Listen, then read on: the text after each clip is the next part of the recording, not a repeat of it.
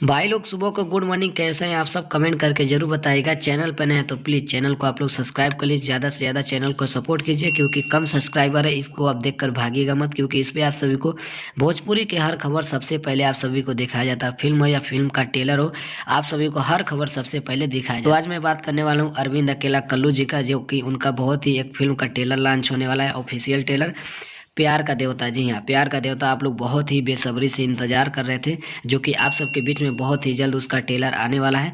4 अगस्त को 6 बजे, जी हाँ, 4 अगस्त सुबह 6 बजे आप सभी को देखने को मिल जाएगा वर्ल्ड वाइड रिकॉर्ड भोजपुरी पर प्यार का देवता। जी हाँ, प्यार का देवता बहुत ही खतरनाक फिल्म है, पारिवारिक फिल्म है, एक्शन फिल्म है, कॉमेडियन फिल्म है। मतलब बहुत ही इसमें जो है कि साफ सुथरा फिल्म है। इसमें आप सभी को एंटरटेनमेंट भी मिलेगा, पारिवारिक भी मिलेगा।